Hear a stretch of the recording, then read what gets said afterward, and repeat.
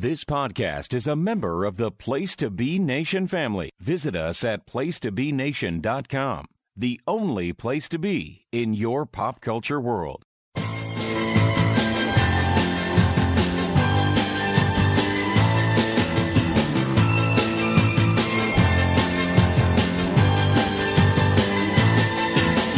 Montreal to Memphis, parlez-vous français? Tell all the girls the Rougeos on their way. All the pretty boys, we're not a musclehead. We hate that long hair look, we like that freckly look instead. We're all American boys. All American. Welcome once again, boys and girls, children of all ages, to yet another edition of the world famous, regional famous, locally famous, famous in our own minds, Hard-Traveling Fanboys podcast. I am one of your hosts, Greg Phillips. With me, as always, my partner, my companion, the Bucky to my Steve Rogers, or the Steve Rogers to my Bucky, Nick Duke. How are you, Nick? I'm doing pretty well. I think I'd probably be the Bucky. You're the more clean cut of the two of us, I would say. That's true, although occasionally I do defect to the other side. Oh, that's some foreshadowing for later on in the show, I think.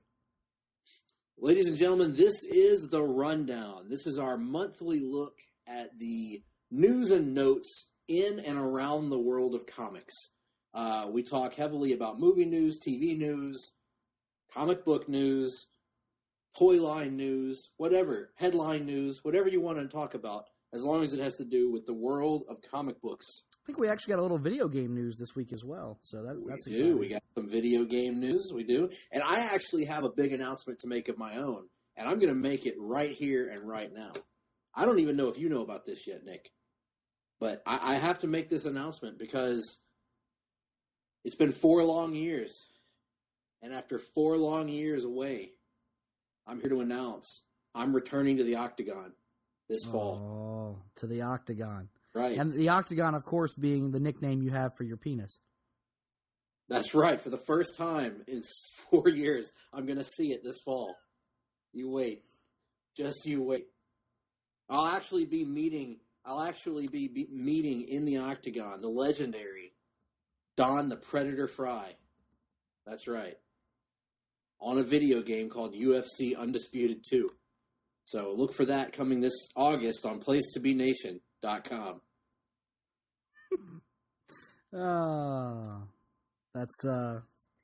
That's nothing if not topical. But you're talking about the world of professional wrestling and mixed martial arts, and that's not what we're here to talk about. So No, we're here to talk about the much more realistic world of comic books. We're here to talk about speed forces, hyper time, multiverses, infinite multiverses. We're here to talk about all kinds of crap. the monitor and the anti-monitor, of course. That's exactly right. The astral plane will be mentioned in this podcast. It actually will be mentioned in this Yes. podcast. That's not even a joke. Nope. So let's get cracking with our Astral weekly segment here that we start the show with every week. And of course it is, hey, what you reading? And what you watching? Tell us what you're reading and what you're watching. That's the best I got. That sucks, and that's the best I got. That's Somebody true. come in and help us out. Oh, really? But this is our segment, Reading and Watching, where we talk about what we're reading and what we're watching. And this week it's all about, in the reading portion anyhow, DC Universe Rebirth. The 4 Rebirth titles that came out this past week, which would be Superman Rebirth number 1, Batman Rebirth number 1, Green Arrow Wait, not Batman. You mean Batman. Rebirth number 1. You mean Green Arrow Rebirth number 1. And of course, Green Lanterns number 1, featuring co-written by our hero, Mr. Jeff Johns. Now, the first thing I want to start out with is trying to get to the bottom of why comic book companies feel the need to number one-shots. Just kind of a weird thing. What do you think, Nick? I don't know why they do that either. I guess for cataloging purposes would be the only thing I can think of. Although I think there's something to perhaps what if we talked about this being the opening salvo in a story that's eventually building to something else. Could it be possible these Rebirth titles will get another installment down the road? Perhaps their bookends. Perhaps this is one end of the bookend, and the other is the Spinneroonie end of the bookend. Ooh, I always like that one. Yep. Now, we'll go ahead and get started with this. How many of these Rebirth titles this week did you actually get your hands on and get to read? I picked up all of them except Superman, and I actually, what happened was I turned in my pull list a couple weeks ago, my new pull list, that was kind of me just, making my best guess at the stuff I would want to read, and then after last week's phenomenal release of DC Universe Rebirth, I'm so on board with this new direction that I think I'm gonna wind up trying most of, if not all of the Rebirth one shots and using those as guiding lights towards what my new pull list is eventually going to look like. But because Superman wasn't on my list, I didn't get that one because, and this is fantastic news, I'm not even upset. Apparently these things are selling like gangbusters. My shop today, granted they've been down a few days now. I was out of town last week, so I wasn't able to go on Wednesday and pick them up. So I went. This is Monday, the Monday following as we record this. And when I went, there were no Rebirth books, whether it was DC Universe Rebirth or any of the solo Rebirths to be had. He had sold every single copy, and actually said he had already sold all of his pre-sold all of his second printings of DC Universe Rebirth, had already ordered third printings, and was going to second printings on all of the solo books as well. And that's a good problem to have, I know that just recently, we're not going to get to this in our rundown segment, but Ben Percy, the writer of Green Arrow Rebirth, just mentioned on Twitter today, actually, as of this recording, that his issue of Green Arrow Rebirth moved 90,000 copies, which would make it the biggest selling Green Arrow comic of the modern era, even outselling Kevin Smith's debut back in You would have to go back, I assume, to the Mike Grell days when the print industry was completely different than it is now. Yeah. To find numbers like this. It's incredible, especially for a book that when I was looking at today, the comp numbers on it were about 27,000, 26,000, 25,000 for the last few issues of the New 52. So, I mean, and that's Green Arrow. That's not Superman or Batman selling that. That's Green Arrow. I would think of the four, you would have to think it would probably be the least selling one because it's the one that's not Superman or Batman, and it's the one that doesn't have Jeff Johns' name attached to it. So for that to be selling 90,000 copies, you got to be thinking, when the top 10 books of the month come out, we're probably going to be looking at a pretty heavily dominated slate by DC, I would have to think, because you still got Greg Rucka Wonder Woman coming up. You've got the Flash Rebirth. You've got Titans Rebirth. You've got a lot of things that people are really excited about still coming down the pipe. So yeah, absolutely. Should be interesting. The return of Action and Detective Comics to their old numbering, right? Coming up this week. Those are the ones I'm really interested to see how they perform sales-wise, because it's not going to have the added boost. It won't have the Rebirth effect. You're right. Yep. So those will be interesting. I'm probably going to pick both of those up as well, just to see. I'm planning on pulling Detective because the concept sounds interesting to me, and I'm going to give Action at least a chance to hook me. So we'll see if it does. Well, now that we've talked about the financial ramifications, you obviously have read all of them except Superman. I've read all four. I picked up all four ahead of time. I'm actually going to end up getting almost all of the Rebirth one-shots. Not all of them, but almost all of them.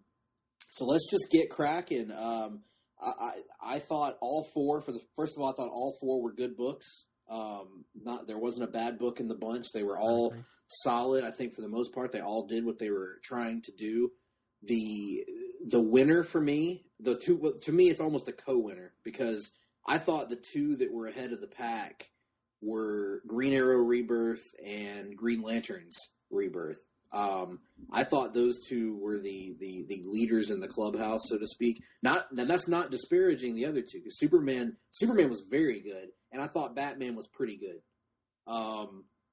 But I think there was just something about this Green Arrow that felt fresh to me. It was the Green Arrow and Oliver Queen that we really haven't seen in a while, and it felt almost like an episode of Justice League Unlimited, which I really enjoyed. I loved the characterization of Dinah Lance.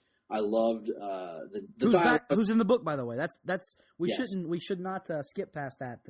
These two characters seem to be getting ready for a long-term association with each other of some form or fashion. So that's exciting news. I would highly recommend. I know it's hard to get your hands on it right now because it's sold out, but at most places. But if you can get your hands on this Green Arrow book, give it a try, because it's not, if you're primarily familiar with the television show Arrow, it's probably not going to be up your alley. But if you're familiar with if you want a different take on Oliver, a more comedic take, a more social justice kind of take on Oliver Queen, I would say this is the closest in tone that a Green Arrow book has been probably since the Kevin Smith run.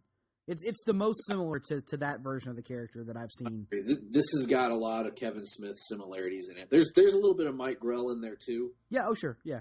But yeah, I definitely agree with you on that. I really enjoyed that one. And then Green Lanterns, tremendous. That was the star of the week for me. I mean, I liked the Green Arrow book a great deal as well. I liked the Batman book probably more than you did. Didn't read the Superman book, obviously, but it's just the way that Jeff Johns knows how to pace a story, and when you combine that with Ethan Van Sciver drawing Hal Jordan again, it's gonna do everything for me, and it did, man. It was fantastic. I love the concept they're setting up of having Jessica Cruz and Simon Baz fused into one power battery, so that they are dependent on each other. I like that. I like seeing Atrocitus come back in a big bad way. I like teasing some more Hal Sinestro interaction. I like just about everything that happened in this book. Loved the scene at the beginning, or near the beginning, where Simon Baz is having to scrub off the graffiti from his sister's garage, where they've spray painted terrorists on his garage. Especially very topical with everything that's going on in the world today. I mean, can't say enough great things about that book, man. It was really, really well done, and it's got me excited to see where they take this character going forward. And I'll be honest, one of the big surprises of the book was she's been featured in Justice League for a little over a year now, but I thought this single issue did more to flesh out Jessica Cruz as a character than any of the work Johns did with her in Justice League, mainly because he had a larger cast to deal with there. But getting into some of her anxiety issues, the way she interacts with her family, there are a lot of really, really good things going on here that I enjoyed a whole lot, and this instantly shoots this title up near the top of my most anticipated going forward. Yeah, there's a scene in that book where she's at the stands at a soccer practice, I think it is, and her interior monologue is just explaining to you how much she'd rather be anywhere else in the world than around people.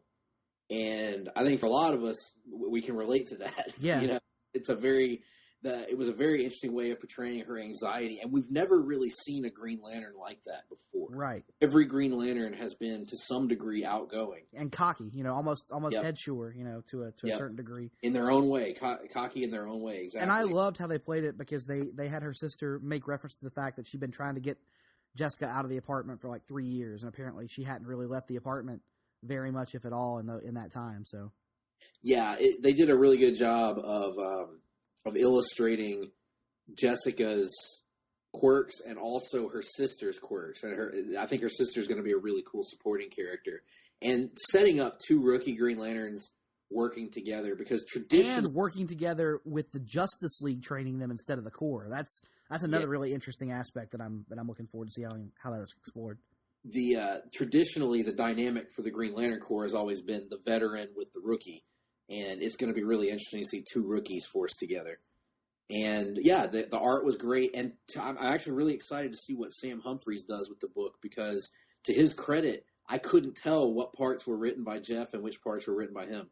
Right. I kind of got the impression that I think Jeff probably scripted story a lot, and I think the actual writing of it was probably left up to Sam Humphries, but that's just my impression. I don't, I can't, I don't have any fact to back that up. It's just a blind speculation on my part. Yeah. So we've talked a little bit about Green Arrow and Green Lanterns, which were our favorites of the week, respectively. And yeah, those were definitely my top two, but let's talk a little bit about Batman. I know we kind of had maybe different perspectives on it. I didn't think it was bad. I don't want to trash it in any way. It was actually good. All of these books were good. Right. It was good. It just, for me, I thought there were two things that kind of held it back for me. Number one, I thought that it didn't do a great job of being a hook for new readers, in terms of they didn't really exactly what Green Arrow and Green Lanterns did, which was tell you who these characters are and why you should care about them. I don't think they did anything to tell me why I should care about Duke Thomas, who appears to be. That would be the one criticism I can agree with, because the Batman mythos is so well known in popular culture today that most of those characters don't need a hook, but Duke Thomas does. I'll agree with that. You don't need to introduce people to Batman, yeah. Right. But that being said, I actually like the way Duke Thomas was written in the book, having that prior experience with him, through a few issues of We Are Robin that I read, and of course his introduction in the Snyder and Capullo series. And I really dug the new costume they teased giving him, the idea of Batman trying something that isn't necessarily the old Batman and Robin dynamic all over again. Liked all of that, and loved their reinterpretation of Calendar Man. Yeah, thought that was one of the best things. And almost a horror take on Calendar Man. Calendar Man, yes, exactly. The concept basically being that Calendar Man is a guy who ages with every season, and then at the end sheds his skin and is reborn anew in the spring, much like a flower or what have you. So liked that a lot, and I'm going to tell you one thing I loved, and I didn't know I was going to love it as much as I did. I thought the art in this book was fantastic. I thought it was great Batman art, and if this is what we're going to get going forward, it will be a worthy successor to the run of Greg Capullo. So, yeah, I agree. The art was really good. Mikkel Janin did that, I believe, and he's really good. And I was impressed. I was really impressed by the artwork, the way that it flowed and told the story, and maintained good characterizations. I love the way he draws Bruce. I love the way he draws even Lucius Fox. Yeah, it was good. That was good. Yeah, drawn really well. I really dig Calendar Man because it's almost like a David Cronenberg take on Calendar Man. Yep. And I really like it. So I was impressed with a lot of that. And it's just a great idea because Calendar Man's one of those few Batman villains that isn't beloved so much that you can't change him. Because a lot of these characters, if you make drastic changes to them, you're gonna hear people complain. I mean, even someone like Black Mask, I heard so many people complain that Snyder and Capullo gave him a bondage mask instead of the wooden mask. And I don't understand why that's even a concern. But luckily with Calendar Man, I haven't heard any real backlash from that just yet. Yeah, and also I think we would both agree that Calendar Man is maybe one of the most underutilized Batman villains in general. Yeah. He's obviously part of one of the ultimate all-time Batman stories in The Long Halloween. Right. But other than that, nobody's really touched him for a significant story. Other than The Long Halloween, you know what the best usage of Calendar Man is? The Arkham games. Arkham City. When he's in the basement of the courthouse for the entire game, and every time you go see him, he has something creepy to say. That's the best usage of Calendar Man we've had since Jeff Loeb and Tim Sale. So, yeah. But what about Superman? I didn't get to read that one, but I heard. I mean, the buzz online for that one made it sound like it might have been the best of the four. But it was excellent. It was really good. For anybody that's read Peter Tomasi and Patrick Gleason's work on Batman and Robin, I can already tell this book is going to have a lot of similarities to that because the one word I would pick out to describe this book would be heart. That's what it's built on. The same way that their Batman and Robin run was built on heart, because this issue is not so much dealing with the father and son dynamic that the main title is going to deal with. This was very much a closure to the New 52 Superman, and in that regard, it worked a lot better than Superman 52 did. This was a farewell to that version of Superman and a re-welcoming of this pre-Flashpoint Superman, telling audiences who he is, why he matters, and basically summing up what Superman is in one comic. And they did. I don't want to spoil it for people that haven't read it, but pick this up. Even if you're not a Superman fan, pick this up and give it a try, because it really distills the heroic ideal of Superman. Because, yeah, like I said, I mean, I'm not the world's biggest Superman fan, but I'm pretty sure I'm going to pick this up, whether it be in print through the second printing or just on Comixology, because I'm intrigued by this new direction they're going with the character. This new old direction they're going with the character, and so I'm very much going to try it. One of the cool things in the book, probably my favorite part of the book actually, was getting to see and it happens naturally during the course of the book. Pre-Flashpoint Superman meets the current version of Lana Lang, who obviously doesn't know who he is, but knows that he resembles her Clark. And he's kind of explaining to her what he went through in his timeline. And in the process, the artist, Doug Mahnke, the classic Green Lantern artist who drew the last few years of Jeff Johns' Green Lantern, he gets to reinterpret the entire death and return of Superman saga from the 90s. So just a really cool sequence of about 5 or 6 pages of him drawing all these iconic moments from my childhood and probably from his upbringing as well. Really cool to see that. And then at the end, I don't want to spoil it because it's a really cool moment. There's a very, very interesting change to the Fortress of Solitude made at the end that it really, for people that were concerned, that were fans of the New 52 Superman, that were concerned about Rebirth kind of wiping him out and saying he didn't matter, those concerns should go by the wayside because those people definitely got a really cool moment at the end of this issue. So all 4 of these books, really good. I would recommend picking them up, but especially Green Lanterns, Green Arrow, and of course Superman and Batman were good too. But those 2 were the stars for me. But I would think you would agree, Nick. So far, Rebirth is off to a good start. 3 for 3 in my, or 4 for 4 if you want to count DC Universe Rebirth. Yeah. With at least 2 of those books being what I would term excellent books. That being Green Lanterns and of course the special that we gave it more than its due last week on our special edition. We basically have already ordered the bronze statue to be built to the issue to commemorate it. So hey, and if that's not enough, next week, if 2 straight weeks of Jeff Johns' verbal fellatio, as I like to call it, wasn't enough for you, we'll be back again next week with another edition of that as we're reviewing Green Lantern Rebirth, not to be confused with Green Lantern's Rebirth, which we just talked about. That's right. This is a different, even better Rebirth that we'll be talking about. But yeah. Oh, one minor note about Superman Rebirth that I thought was weird. It's co-written by Peter Tomasi and Patrick Gleason. Right. But for some reason, Gleason's name is left off the cover, which I'm assuming is just a printing error at some point. But kind of unfortunate that they did that because when you open it up on the interior, it clearly says written by Peter J. Tomasi and Patrick Gleason. So is Gleason going to be doing some art on that book going forward, or is he just co-writing? Yes, my understanding is he will be doing art and co-writing. So he's going to be alternating art issues with Doug Mahnke. Yep, and I believe that's the case. I'm not sure who the other artist is. I thought it was Patrick Zurcher, or is it Action Comics? Zurcher is doing Action. Yeah, okay. The artists on Superman are Patrick Gleason and Doug Mahnke. Yeah, good deal. Sounds good.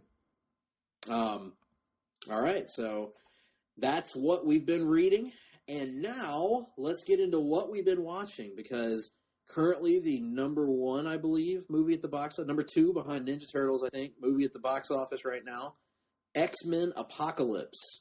And when last we spoke to you, our beautiful, wonderful audience, I had seen the movie already, but Mr. Duke had not. Well, that has now been remedied. We've both seen the movie. We both have thoughts on the movie. So, Nick, you saw it. Tell us a little bit about your thought, your spoiler-free thoughts on X-Men Apocalypse. I liked it overall. I wouldn't say that I loved it.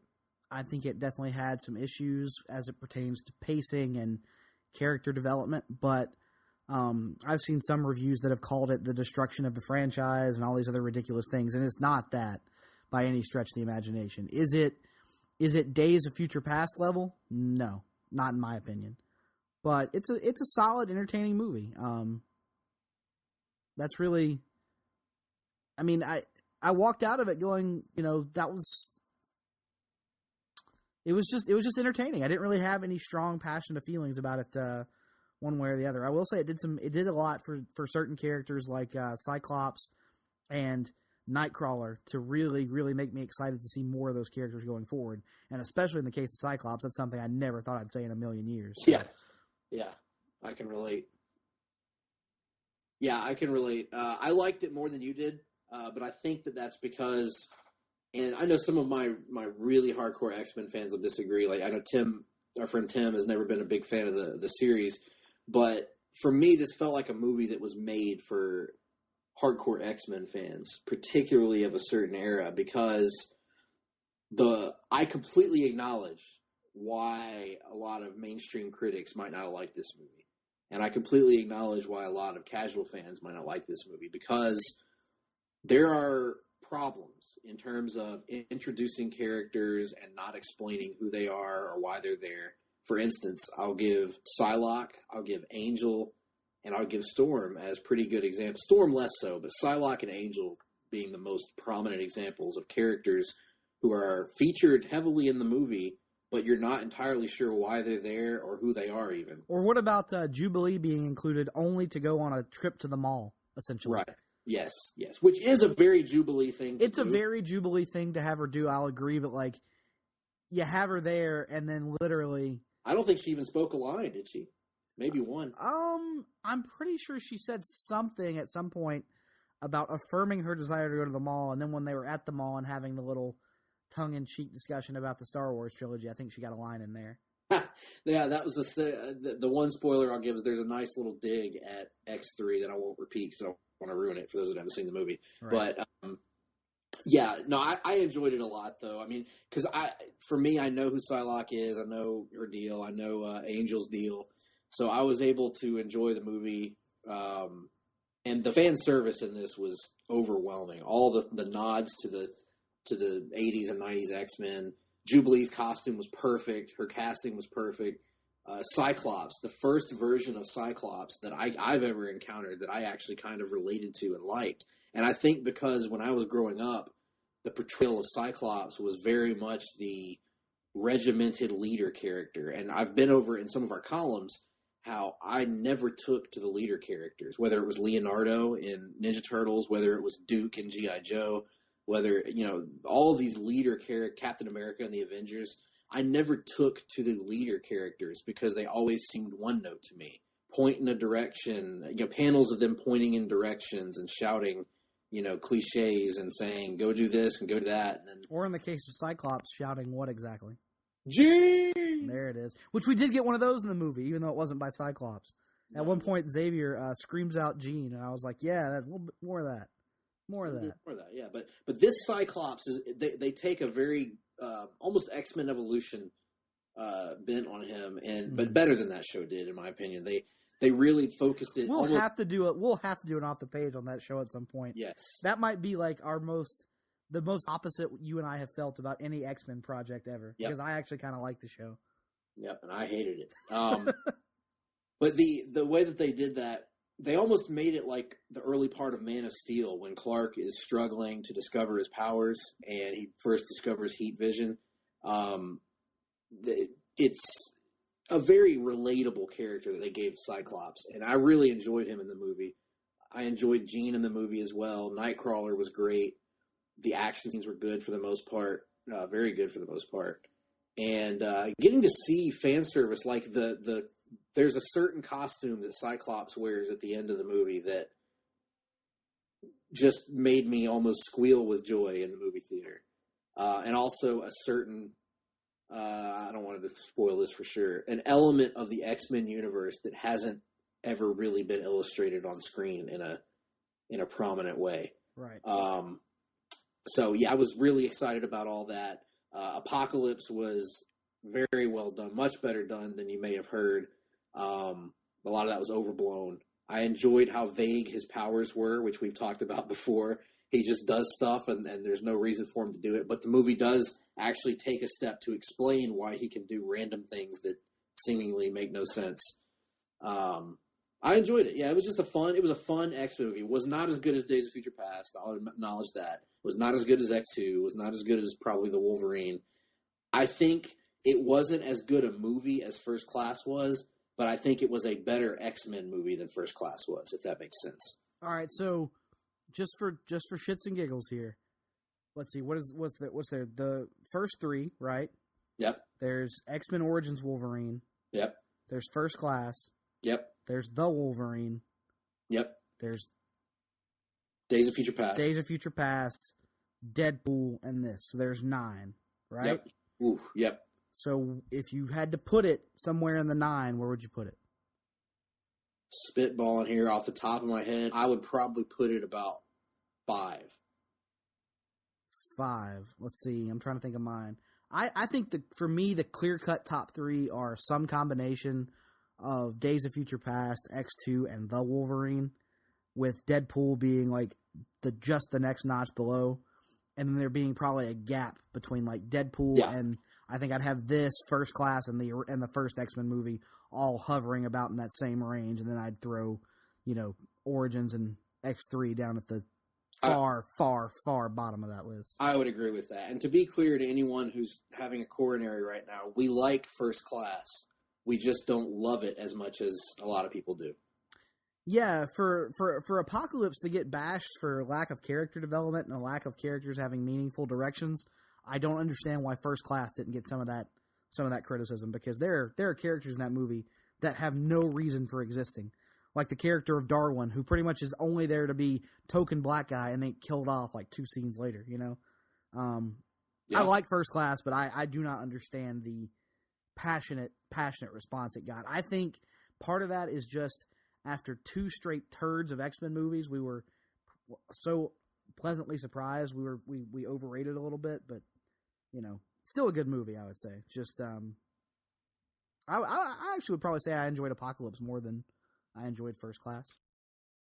I thought that the one minor complaint I'll make about Apocalypse related to First Class is I thought First Class did a better job of taking advantage of the time period in terms of, I feel like the 60s made a bigger impact on First Class than the 80s made on Apocalypse in terms of the big set pieces, the big action scenes, things like. Yeah, because outside of some vague references to television and technology, I don't think there was much done with the 80s setting. They made some vague references to superpowers, the idea of the Cold War and stuff, but not as much as, Days of Future Past or First Class played with it. I would agree.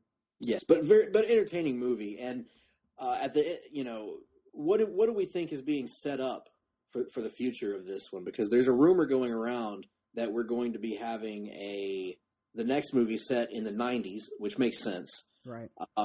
But also that it may possibly be in space, which after the post-credit scene from Apocalypse, I'm not entirely convinced of the space angle. Right. We don't want to spoil the post-credit scene for anybody, but I would agree. I don't think space is probably happening.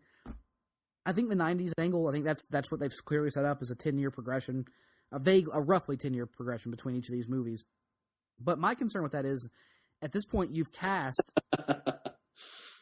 Yeah, I know where you're going. You've cast actors who are so young. Now, I'm not even talking about the issues you have with the aging of Fassbender and McAvoy and Jennifer Lawrence. That I can get past. None of whom look 20 years older than they were in the last one. No, well, or 10 years older. Yeah, 20 years older than they were in First Class, which is right. To say. But especially in the case of the kid who played Nightcrawler, if they turn around with another one of these in 3 years, I'm going to have a hard time buying that kid as mid-20s, which is what he would be at that point. Yeah, he's a great Nightcrawler, but at this point, I wonder if we just have to accept that aging in the X-Men universe doesn't really happen at a normal rate, because nobody. I mean, even the guy that played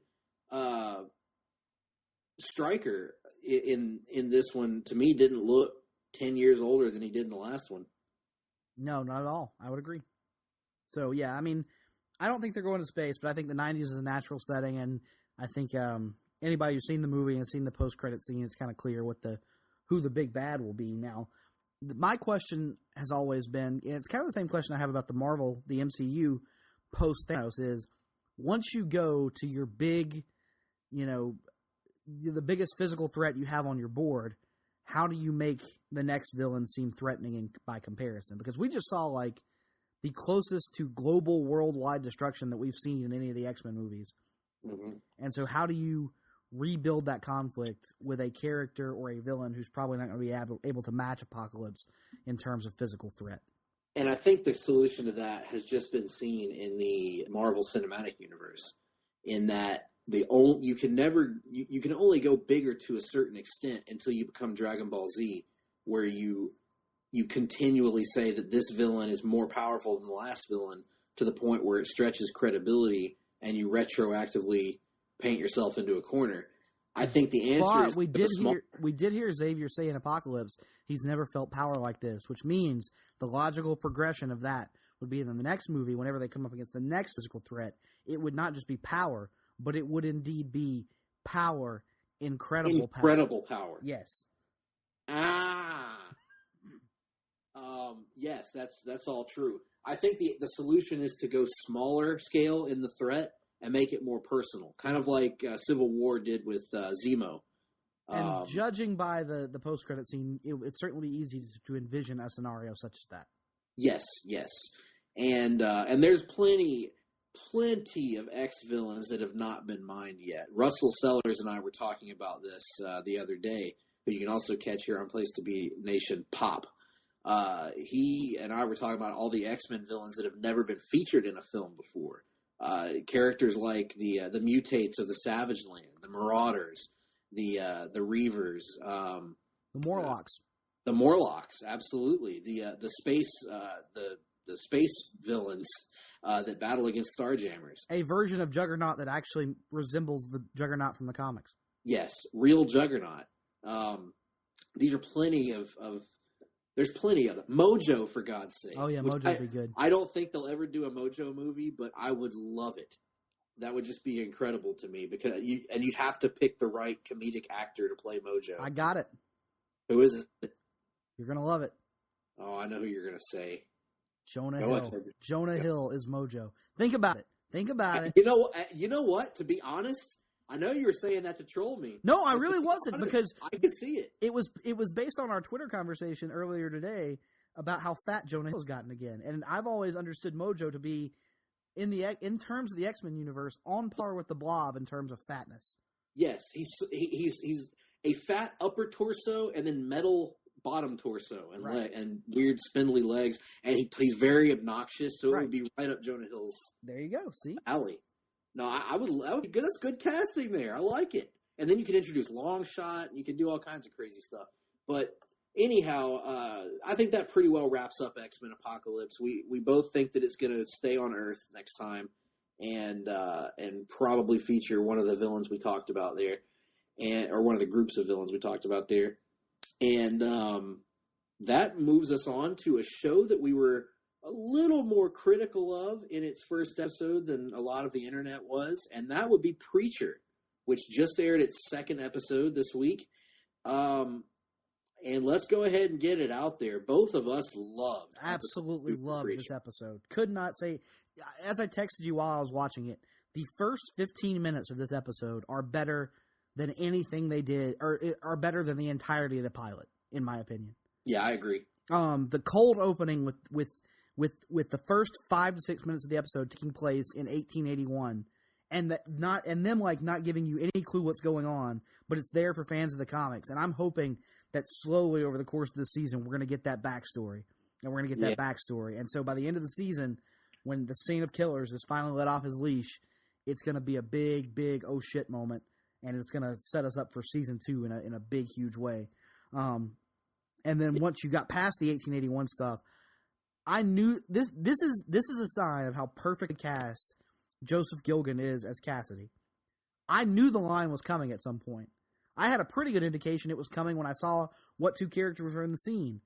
But when he said the line, Jesus, his face looks like a bloody arsehole, I started laughing uncontrollably. Like, so much so that I missed the next 3 lines of dialogue. I had to go back and rewind it to hear him following up with the even better line. What happened to him? Shotgun. Well, maybe he shouldn't have missed then. And I was dying at that point. Like, it was so good. I had the same experience. I had to rewind it and watch it again too because I was laughing so hard at the line. I think that it's become clear at this point that for all the good things about the show, Cassidy is the best. The best thing. The best thing. As we discussed on our edition of Countdown, he's my favorite character in all of Preacher, and they could not have nailed the essence of that character any more than it appears they have. It's perfect in my opinion. I wouldn't change a single thing about it. No, it was so good last night. I honestly thought to myself, just make a Cassidy show at this point. Like, he's so entertaining. But don't get me wrong, I don't want them to do that because he's going to fit perfectly into the what they're doing with the show. But also, for those of you out there, I saw some people saying that the beginning of the episode was slow or they didn't really know what was going. Trust us, it's going somewhere awesome. Yes, and be patient. Be patient with it. I thought they hit the exact tone that they needed to for that segment. The time period was done so well.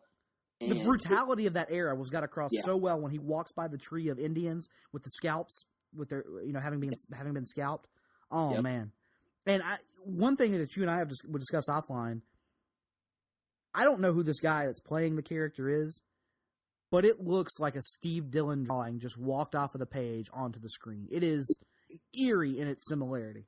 It's almost like I wonder if he can even act, because they had to have just selected him out of a bunch of headshots and said, that guy looks like a Steve Dillon drawing. Because you're right. It's perfect right off the page. Yeah, it's amazing. This one episode did more to sell me on this show being a good adaptation of the comic than any of the interviews, any of the clips, anything in the pilot. I'm fully on board at this point, even if I still have some issues with Tulip, which was the only negative thing I could say about last night's episode.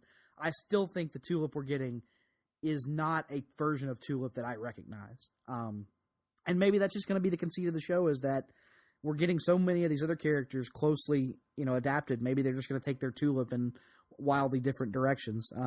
Which, if I had to and I agree with you, I'm not digging her at all right now, but I think that my biggest problem, other than the accent, is that, to me, from the get-go of Preacher, Tulip was one of the most likable characters, and so far, 2 episodes in, I don't feel like I have a single reason to actually like her. Right. She's clearly has no regard for Jesse's own happiness. She's trying to actively ruin whatever he's trying to do in his life for her own gain. She's smarmy and mean to everybody, and not in a Cassidy, aw shucks, humor kind of way, but just kind of snarky. They've not done a good job of making me like her. Now, on the flip side of the coin, everybody else, they're doing a bang-up job with. Arseface continues to impress me. Yep. The guy that's playing him. And the makeup was actually better last night than it was in the pilot, I thought. Yep. The one thing that we both would like them to add, and I hope it happens for the end of the season, I want Eugene to get so excited about something that you see the big line of slobber fall out of the arsehole on his face. Yes. Yes, I agree with that. And then, what about the brief snippet we got of Jackie Earl Haley's Odin Quincannon? And it's a scene where he's so good. He's buying somebody's property to turn it into an expansion for his meat plant or whatever. And he's talking about all the things that are going to go on there. And he's talking about the raising of the cattle, the farming of the cattle. And then he stops and, like, if you're a fan of the book, it's almost like you can see in your head what he's seeing in his head as he pauses and kind of rolls his eyes backwards and says, "The butchering." And, like, you just see... Again, it's going somewhere awesome, people.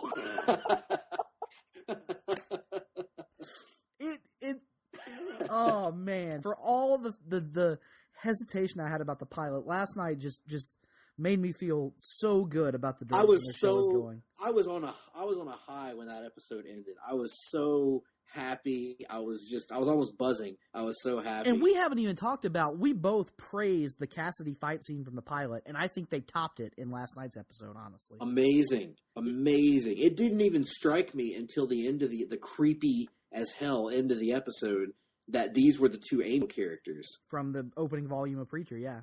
Right. And amazing fight scene, amazing creepiness to that whole deal. Again, Cassidy, everything involving Cassidy is among the best things ever broadcast on AMC. It really is. That sounds like hyperbole after 2 episodes, but Cassidy he's been amazing. I can't say, enough about it. And what about one thing that we both talked about in the pilot was that it took a little while for Dominic Cooper to start to warm on us, and it took us a little while to really get into him. I thought he was so vastly improved in his performance as Jesse. Very much so. From Agreed. episode 1 to episode 2. So much so that, like, by the end of episode 2, I was like, that's Jesse Custer. And I have no issue seeing him as Jesse Custer going forward. Especially that subplot with how he deals with the pedophilic bus driver was so Jesse. Like, where he was trying his best not to get involved, but then realized that he couldn't help himself. Like, just everything about last night's episode, for the most part, just hit in a big, big way for me. His improvement reminds me, actually, in a weird way, of Stephen Amell on Arrow. Remember when the pilot happened and we were both kind of like, that was pretty good, but we're not 100% sold on him yet? I can tell you the moment for me when it happened, the first episode without the voiceover on Arrow. Yeah. It was like when it became more about Amell actually having to convey his inner thoughts through emoting rather than relying on the voiceover. That's when the whole show flipped for me. I totally agree with you on that. And at that point, I remember we both talked about it that week when it happened, and we were like, okay, yeah, he's Oliver Queen now. Like, he gets it now. And I think that was what happened with Dominic Cooper in this second episode. I think, for me, it was a point in this episode where actually it was at the end of the episode, and I was like, I don't feel like I just watched Dominic Cooper. I felt like I just watched Jess Custer. Because in the first episode, I was still seeing him as Howard Stark, I guess, from Agent Carter. And I was like, I wasn't really seeing him as Jesse. And then at the end of this past episode, I was like, that's Jesse. That's Jesse Custer. My God. My God, you did it. You beautiful bastard, you did it. Exactly. So that was very heartening to have a show that we were both very hesitant about a week ago. And it's kind of turned us on our heads now, and now we're both in. And I, as I've discussed offline with you, I hate putting too much stock in the opinions of anybody who works at IGN.com. But in their review of last night's episode, they said that AMC sent them the first 5 episodes as advanced screeners, and of the 5 episodes they got, not counting the pilot, so the next 4, in their opinion, that last night's was the weakest, which was not an indictment on their part of last night's episode. They loved it as well, but they're saying if you liked last night's episode, the next 3 are even better. So we'll see if that's the case or not. Now, something that has united, for the most part, the comic book community and Preacher. Most people are pretty happy with the show, it seems. We're going to go from that to something that has completely divided the comic book community. That, of course, being the recent reveal, and this is the one spoiler type thing we're going to get into on the show tonight. But well, this isn't really a spoiler when you have Marvel giving the news to USA Today to publish in their newspaper. Yes, in the recent comic book, Steve Rogers' Captain America #1 by writer Nick Spencer, it was revealed at the end of the issue that, and I'm going to say revealed, but please understand that I'm saying this with the understanding from my end that this is not actually the reveal. This is the conceit of the story, is that Captain America believes that he is an agent of Hydra and has been since he was a small child. So at the end of the issue, he actually murders the character Jack Flag and turns to the other person in the plane with him and says, "Hail Hydra." So you have that image of Captain America saying, "Hail Hydra." Now, what many of us were surprised by is that this turned into one of the most, probably the most controversial and divisive thing in the comics world since the Killing Joke variant cover from a year ago. It's stunning to me that in the past month, we got a book that brought Watchmen into some form of current DC mainstream continuity, and yet that's less controversial than this Captain America thing. Yeah, I mean, there have been think pieces about the Watchmen thing, decrying it and everything, but it hasn't nearly been as universally disliked as I thought it would be by a lot of people. In fact, it's actually been mostly universally embraced. Right. To my everlasting surprise, the majority of the comics buying public seems to have embraced the idea of incorporating Watchmen and is just at each other's throats about this Captain America reveal. Yeah, it doesn't make any sense to me. Okay, anybody who's listening to this show who is even a casual fan of actual comic books, not just the movies and the TV shows, but even if you're a casual reader of comic books, even you probably know there's no way that the story as it's being presented is actually the story. We all know there's some kind of twist or some kind of reveal or something, and it's all going to be explained away, and in 10 issues or fewer, we'll be back to status quo. We all know that. That's the way comics work. So why are we getting so up? I don't understand the hyperbolic reaction to this. Some people are saying it draws a direct line between Captain America and fascism, or Captain America and Nazism, or Captain America and anti-Semitism, or all these different hateful ideologies based on Captain America's World War II roots. But I would say that, the current version of Hydra is nothing like the Nazi-inspired version of Hydra from the movies or from the comics back in the day. And it's not that. Like, we're 70 years removed from that version of these characters. Not to mention, and just try to follow along. I promise it'll lead somewhere. Joseph Stalin was the leader of the Soviet Union at one point. Yes. Joseph Stalin, correct me if I'm wrong, killed millions and millions and millions of his own people, correct? That's my understanding. Where was this outcry about 10 years ago when Mark Miller wrote the book Superman Red Son, which positioned Superman as an agent of the Stalin-led USSR? Because I don't remember it if it happened. I mean, you and I were pretty far removed from from our current day status of being deeply entrenched in the internet comics community. So that's true. Hard to say. Maybe it was there. You're right. Maybe it was there. But all I'm saying is this is nothing new. This is the idea of the hero exploring a hero flipping sides or what have you is nothing new. And again, I think he's actually flipped. Like, does anyone actually believe that that the idea as it's been presented is actually going to be the idea? Exactly. So what are we even like? People were fine with communist Superman. It is the closest. It's the closest equivalent to the Mark Waid thing from a few months ago, where Mark Waid, when the identity of Zoom was revealed on The Flash, went off on this tirade without ever letting the story play out. There's no need to draw snap reactions. I know the ending of the book it's supposed to be shocking, supposed to be controversial, and supposed to get you talking, but honestly, it's people allowing themselves to get worked up over something that will ultimately be nothing. Let's get real here. I'm going to get real for a few minutes because it's reminiscent of wrestling fans getting worked by storylines. And for those of you who don't watch wrestling, that basically means people that allow a storyline in 2016 to genuinely upset them. Yes. And I'll get further real with you. I hate to even do this because the whole joy of the story is reading the story. But I'm about 99% sure I know how this is going to go. Not because I've read comics, and here's the quote getting real part, but because I grew up watching soap operas with my mom.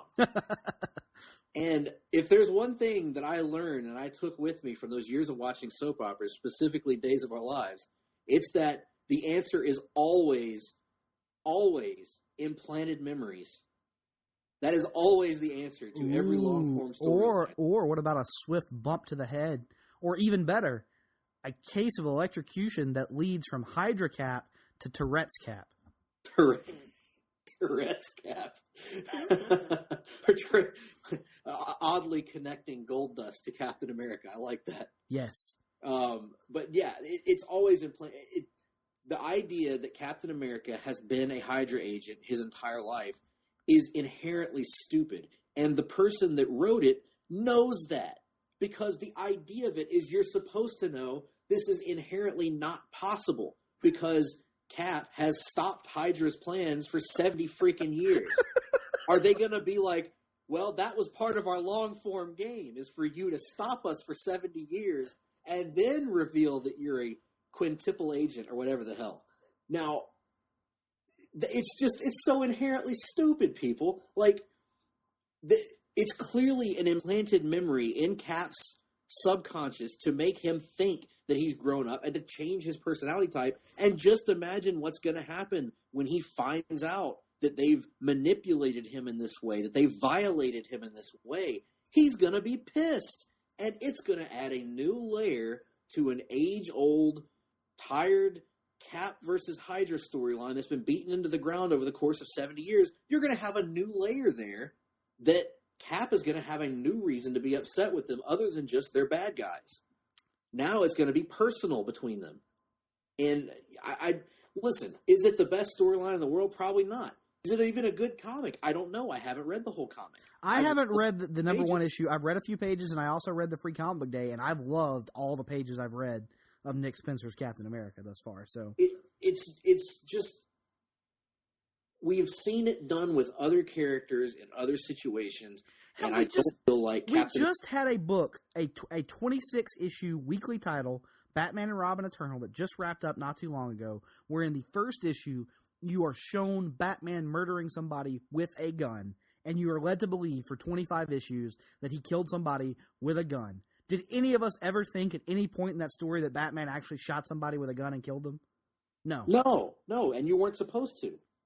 I mean, nobody writes a story, and they do that because they know how people are going to react if they actually did do that. So, it's like, but you're not even giving them the chance to not do it. It's crazy. I mean, we just got done, or we're actually still going on now on 5 years now of a comic book based on a video game, which we will get to later, where Superman punches a hole through the Joker and murders him. And then becomes evil and becomes a dictator of the world. But that's not a bridge too far. Captain America being manipulated by Hydra. I think the difference there, and with the Red Sun comparison, is that they're alternate universes. They're alternate universes, and sure, but there's not like there's never been a mind controlled. There was a mind controlled Superman story as part of Infinite Crisis, if you recall, where because of the influence there was a mind controlled Superman as part of Hush. Yes, and both of which had him striking women in the course of the story. So I mean. Not that I have a problem with that in the confines of the story, because they're superheroic women who are fighting him. But it's just, people need, in my opinion, and I'm not one to tell people when they should or shouldn't be offended by. Everybody's got different things that set them off. But calm down and let's stop living in a culture that wants to rush to judgment about everything. That's all I'm saying. And I say that as somewhat of a hypocrite, because we give our thoughts every week on stuff. But I think in general, we've both matured enough over the years to know that sometimes you just there's a difference between criticizing a story for the story. Now, if you think that this is a cheap story or whatever, hey, that's your opinion. Criticize the storytelling. But if the content itself, if you're not allowing that to play out and you're getting yourself sucked in and not looking at the totality of it, I think you're doing yourself a disservice. And it's frankly making things tough for creators in the social media age to tell their stories, because I got to be honest, I would not want to work for Marvel or DC right now as a creator, as a writer anyway, or even as an artist, because it feels like no matter what you can do, there's going to be a large swath of people who are not just upset about it, but upset to the point of death threats and all manner of just insanity. So, I mean, to me, while writing DC or Marvel comics should be the most fun job in the world, it feels like at times it isn't because of the fan base. What will really suck is if these death threats thing wind up turning, like in true comic book villain fashion, wind up turning Nick Spencer into the next Dan Slott. And Lord knows we got enough Dan Slotts running around the world. We don't need another one. Yeah, I would agree. But anyway, that's neither here nor there. We've pretty well covered the Captain America issue. I know it's controversial, and we'll probably get some people upset with some of the things we said. Let us know on Place to Be Nation Comics on the Facebook page. Right. Hit us up and tell us your thoughts. But one thing that I don't think we're going to get any hate on or any disagreement on is the tragedy that took place last month with the loss of one of the great modern comic artists and writers in Darwin Cook. Responsible for DC's New Frontier, responsible for The Shade, issues of Starman, just a litany. Catwoman with Ed Brubaker and on his own.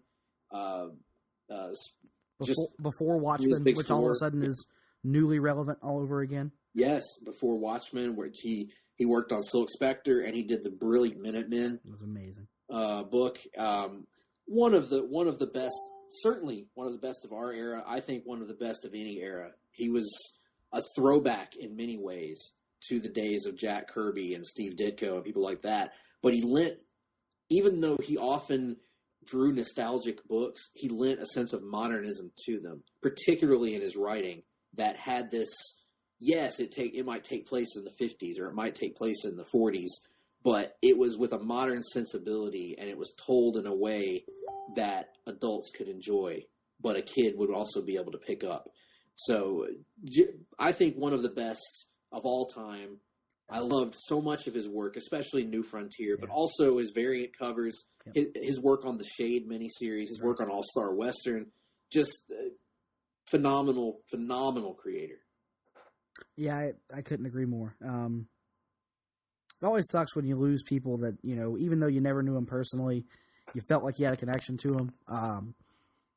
That New Frontier book and the animated movie, were kind of my gateway into Silver Age concepts, because I grew up reading comics in a post-2000, setting. I really didn't have that context, and he kind of was the one that made me interested in the Silver Age at all. So, people who are far more eloquent than you or I have said so many great things about him, but his work, it stands on its own merits, and it will stand the test of time. There is no question in my mind. It was both of its time and yet timeless. Yep. It just happened so quickly. I don't think any of us were prepared for it, and we're not his family. I can only imagine what they're going through right now, and they're in all of our thoughts, even still, a month after his passing. And so if you've never read any of Darwin Cook's work, I'd go out and pick up the New Frontier. And if you can't get your hands on a physical copy of the New Frontier, go to Netflix and find the animated movie, because it's a pretty good adaptation of that story, in my opinion. So go see what all the hype's about, and then stop and pause and reflect on what we lost. And he also, I've neglected to mention, he also worked a lot on Batman the Animated Series, a little bit on Justice League, and heavily on Batman Beyond, doing storyboarding, doing animation for them. So he hit us in that realm as well. And again, like Nick said, New Frontier, check it out. You won't regret it.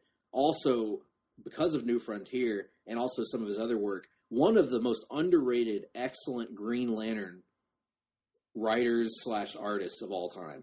Right. Absolutely. Because New Frontier is kind of framed from the perspective of Hal Jordan. So yeah, which is one of the reasons I think both of us were drawn to it. Love it so much. Absolutely. Yeah. Now, moving on to lighter subjects, there was also a big announcement recently. Marvel Unlimited has really changed the game for digital comics. It's a great service that we've pimped on here numerous times, and it truly is everything that we've been led to believe it was by people like Ben Morris, people like Todd Weber, and people like Nick Duke. I've been experimenting with it myself, and it's excellent. I mean, it's an incredible service. And as a result of the success of Marvel Unlimited, there was recently the announcement of Comixology Unlimited. Now, Comixology is a digital comics website, arguably the premier one. Well, now owned by Amazon. Yeah, and where you can go and buy single-issue comics or trades or whatever through them. And this will now basically digitize that and put it in a Netflix style for comics, with some limitations.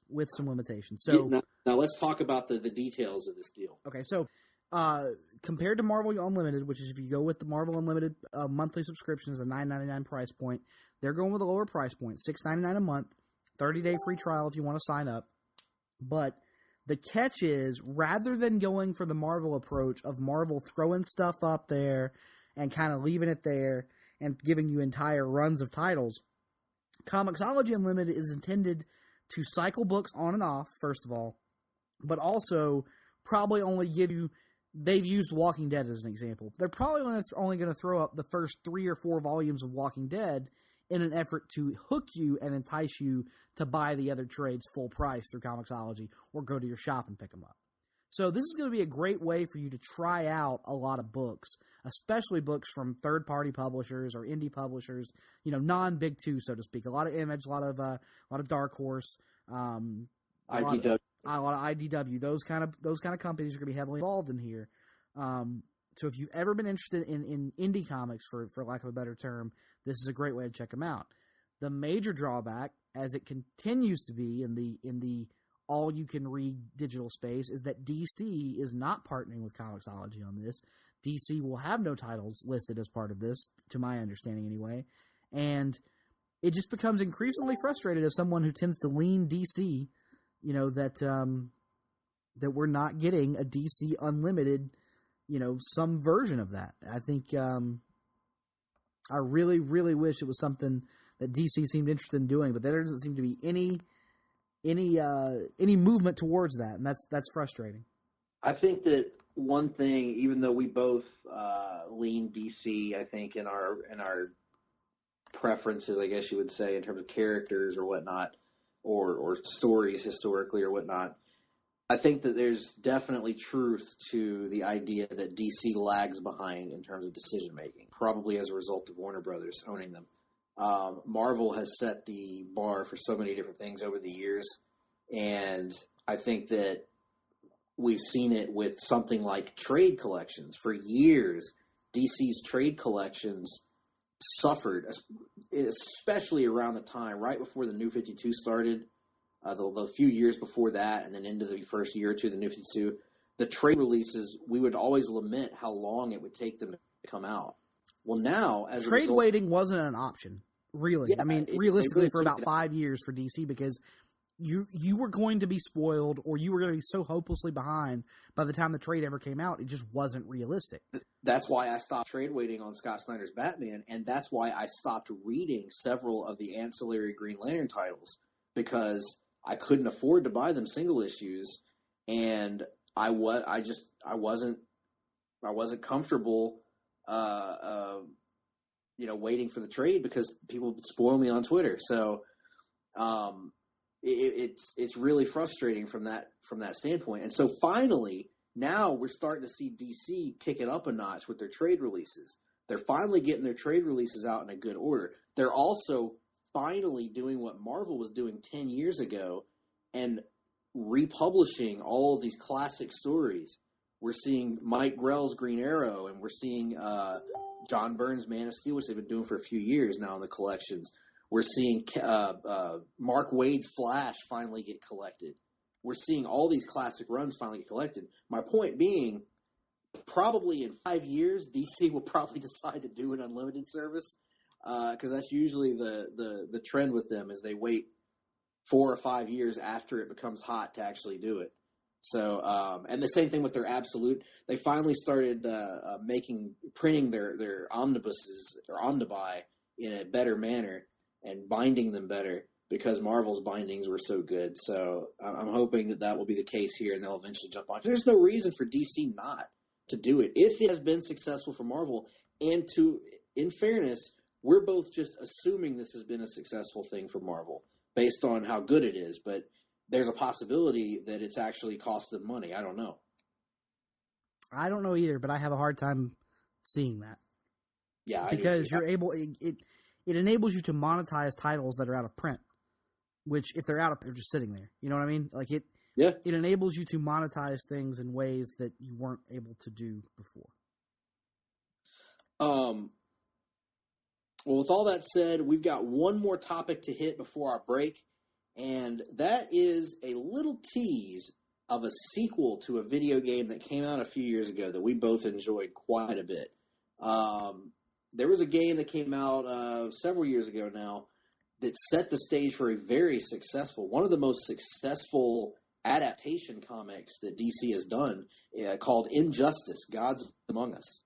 And this was a fighting game in the style of Mortal Kombat by the Mortal Kombat studio, NetherRealm. And very violent, very brutal, mature-rated game that was an alternate take on the DC universe that we referenced earlier, in which Superman has gone power mad, basically, because of something that the Joker did, which he murdered, or forced, actually, I forgot, he forced Superman to murder Lois and the baby that they had, the unborn baby they had. So this caused Superman, understandably, to go nuts, and now he's a dictator of sorts, and that puts him at odds with much of the superhero community. Anyway, now it looks like we're going to be getting a sequel, finally, to that game. Nick, what are your thoughts, and what kind of information do you have? Soldiers, science. I'm very excited, obviously. I think,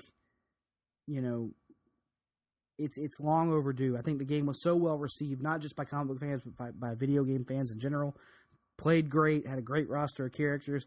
My ultimate wet dream is that they do what they did with Mortal Kombat and just explode the roster going forward, and we get a massive roster of dig deep into the DC universe and just give us, damn it, I want Ambush Bug, I want I want Black Manta, I want God knows who else. I just want a cavalcade of obscure DC characters that I can play as.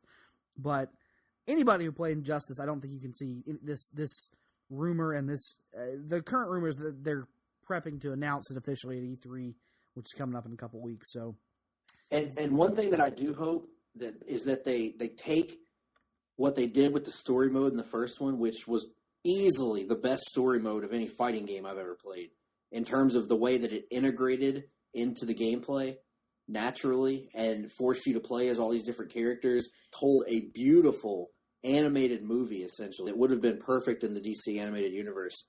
I hope that they take that and they expand it, because my one criticism about Injustice was that the story mode was too short. That it was, it ended pretty quickly in terms of it didn't take it too long to beat it. So I'm hoping that they expand that and make it even longer with a bigger cast of characters. And it's exciting. It's really exciting. Fighting games aren't my preferred genre of video games, but I did enjoy this one a hell of a lot. And I'm really hoping that they expand it, make it bigger and better than ever. And my only concern is, did they wait too long to do the sequel? Because that is an issue sometimes. But in video games, it's not as big an issue as it is in other forms of media. So I'm really looking forward to it. I'm also hoping that we're getting other types of DC games developed that are less of the fighting genre. But that all remains to be seen, except for one. Yeah, exactly. I think the one you and I are beyond excited about it. I still can't believe it's actually happening, and I can't believe now it would seem we're only a couple of weeks away, from the release. Tell them, Nick. If you weren't impressed by our 35-minute discussion of a 4-year-old Telltale video game when we did The Walking Dead a while back, hey man, get excited, because in the coming weeks we're going to be bringing you some Telltale Batman, because Telltale announced that game is not only complete, but it is coming this summer, which would be, I would assume, sometime in that magical period known as June, July.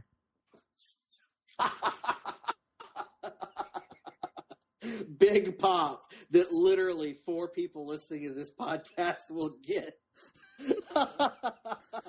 So, oh my god! Sometime in that time frame, I would think we're going to have a Telltale Batman game on our hands, and I cannot wait. I don't even know anything about it other than they said you're going to be able to play as both Bruce and Batman.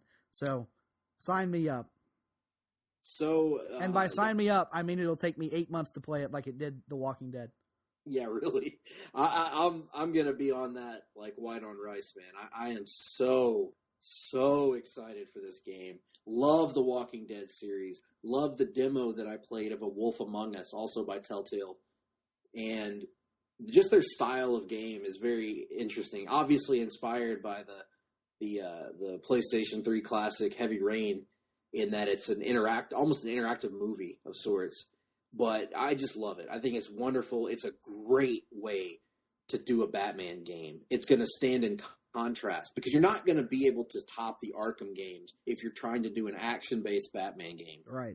Don't even try it. Nope. They're going a completely different direction, and they're focusing on Batman's mind and your decision-making ability as a player. I'm assuming anyway. Yes. Love it. Absolutely love it. And apparently they're working on a Marvel game too, correct? Yes, they are working on a Marvel game. That one I don't know much of anything about. But that working on that, and then apparently this fall we're getting Walking Dead Season 3 as well. So. Oh, excellent. Can't wait. I just hope that the Marvel game doesn't force you to play as Mr. Fantastic. Other than that, I'm good. Well, then you can play Mr. Fantastic however you want to play him, ranging from kind of a aloof dick to a lot of an aloof dick. That's right. To really, really boring. So, I can just see him being the guy that just people ask him rhetorical questions and he answers and then doesn't understand why people find that annoying. That's good. But yeah, so anyway, that puts us up to our break, ladies and gentlemen. Hope you've enjoyed the first half. We've been pretty heavy on comics talk in this first half. Also some Preachers, some X-Men Apocalypse. When we come back, we're going to hit you up with all the movie and TV rumors that we've managed to gather up and news items to talk about. So we got some pretty cool stuff about the DC Extended Universe, the Marvel Cinematic Universe, the Marvel Television Universe, the DC Television Universe, and a little bit of just a hodgepodge of things from there. So stick with us, listen to the ads for some of these awesome podcasts, and come back on the other side of the break. Promotional consideration paid for by the following. What's up, everybody? This is Kevin Kelly. Make sure you check out every episode of The Kevin Kelly Show right here on the Place to Be Nation. PlaceToBeNation.com. The Kevin Kelly Show. Every episode is a winner. At least we hope. Place to Be Nation's Justin Rosero here. In addition to the Kevin Kelly Show, we have a ton of great podcasts available to you on iTunes and PlaceToBeNation.com. You can check out Scott Criscullo and me on the Mothership, the Place to Be podcast, with our famous Vintage Vault pay-per-view reviews.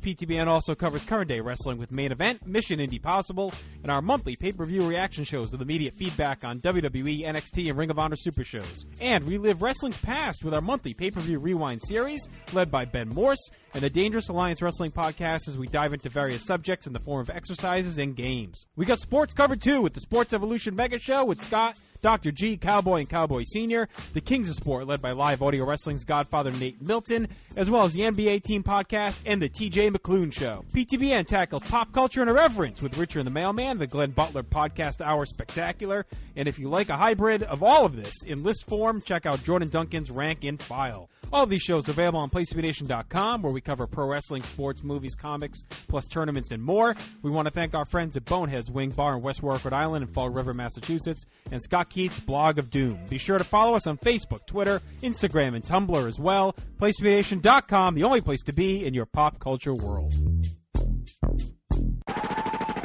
This is Parv, and I'm here to tell you to listen and subscribe to the Pro Wrestling Only Place to Be Nation podcast network. That's the PWO PTBN podcast network, where you'll find a ton of in-depth shows done by hardcore fans. We've got Chris Zellner's 1-2 punch of Exile on Bad Street, and with David Bixenspan, a smash hit Between the Sheets.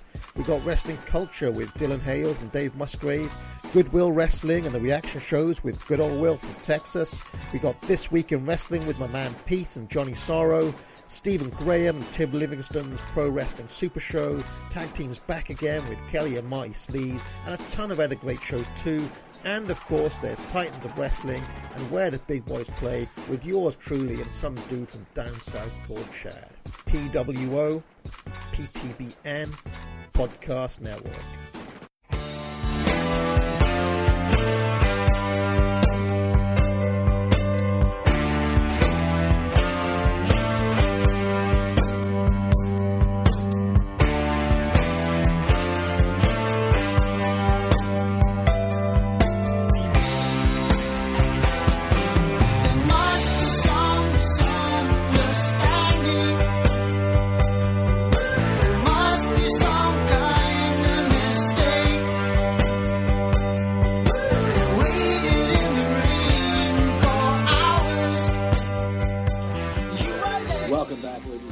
To the Hard-Traveling Fanboys.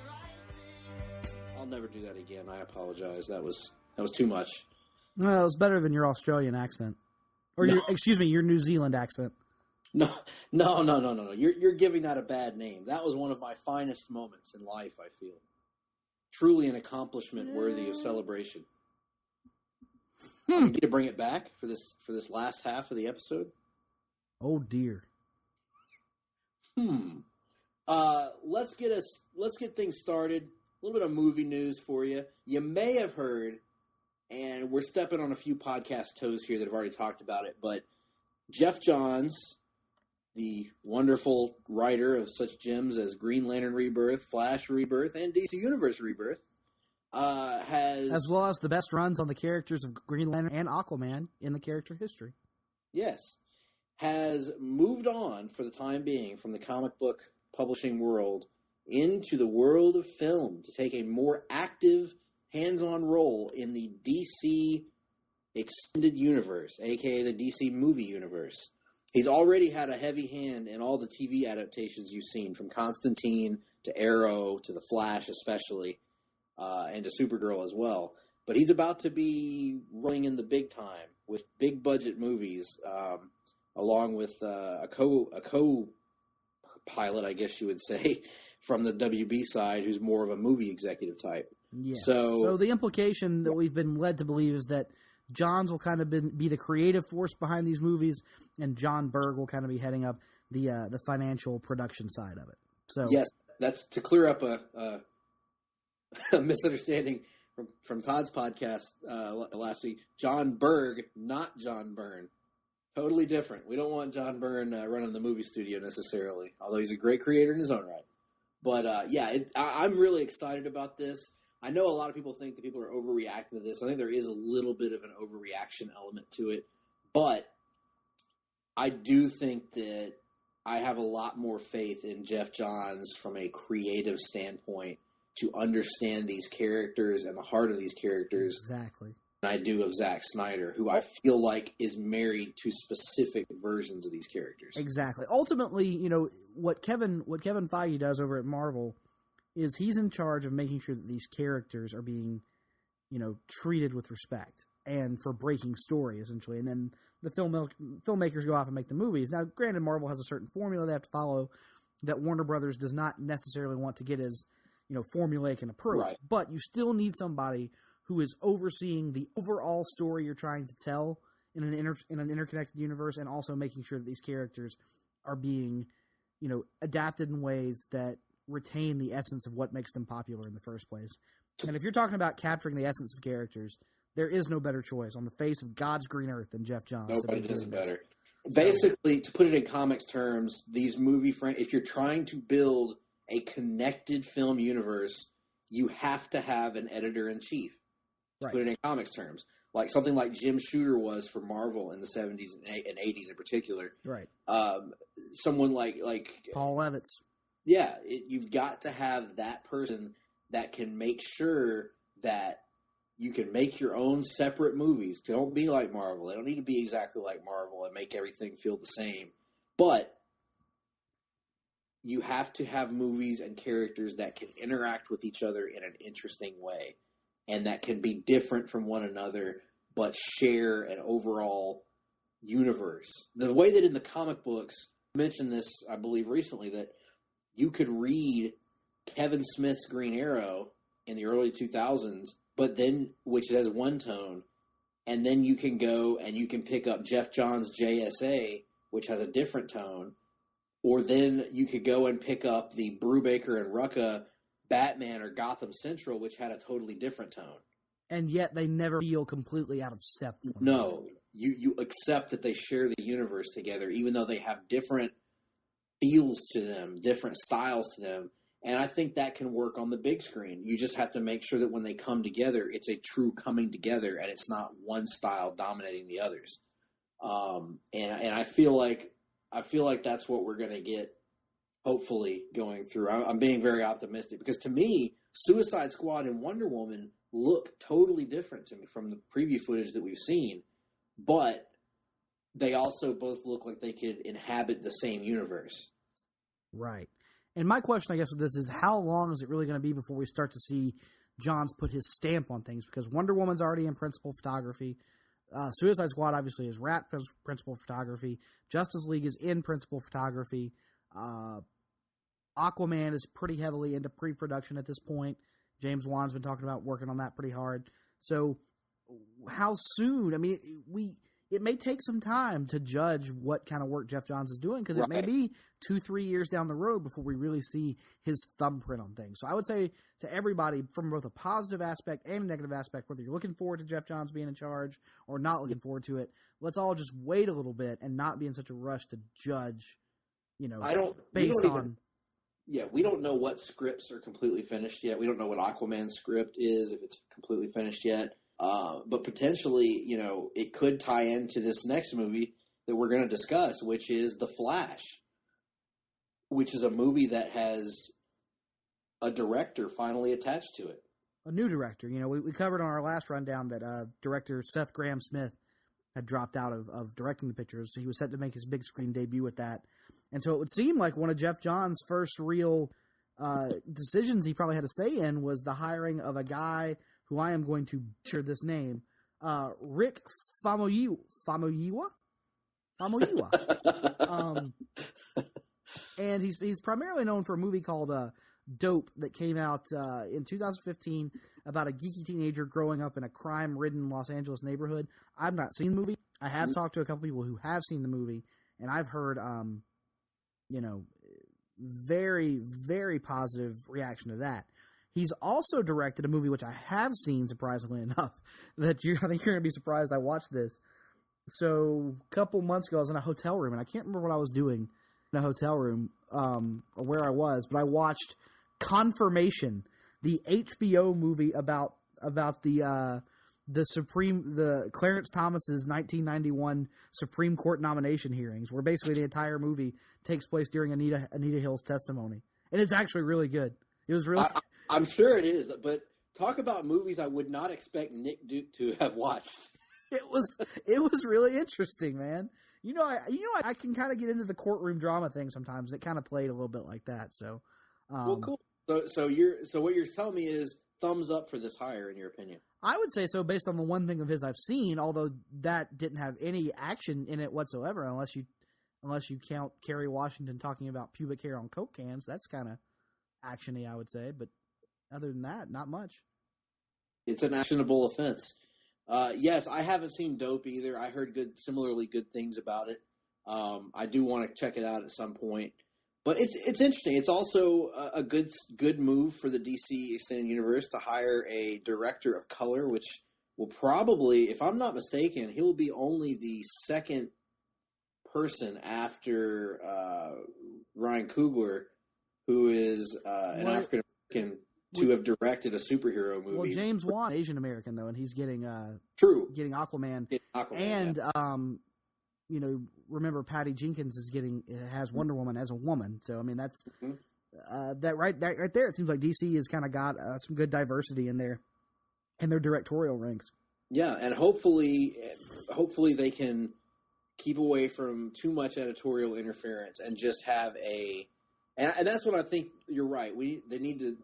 Let's pump the brakes on the Jeff thing. It probably won't be there for a while, because I hope that most of the editorial oversight will be in the story stages, in the story planning stages, as opposed to once the movie's in production. Right. That's where the studios sometimes step in and tend to overreact a bit. Yes, tend to overreact a bit, which sets us up nicely for our next item, which is the upcoming, highly anticipated film Suicide Squad, opening in August, and I'm going to be there opening weekend. You're going to be there opening weekend. I think we'll be there together, actually. I think we'll be there together on opening weekend. Aww. It's just so cute. I love it.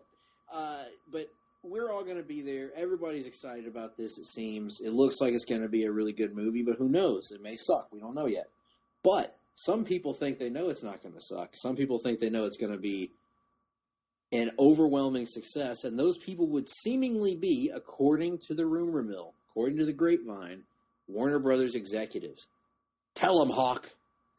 Well, you and I talked about a while back how we both kind of share frustration with Warner Brothers in that they tend to overreact to test screenings. And let's give them some examples of that. As we mentioned a few shows back in 2008, as we were preparing for the release of Green Lantern in 2009.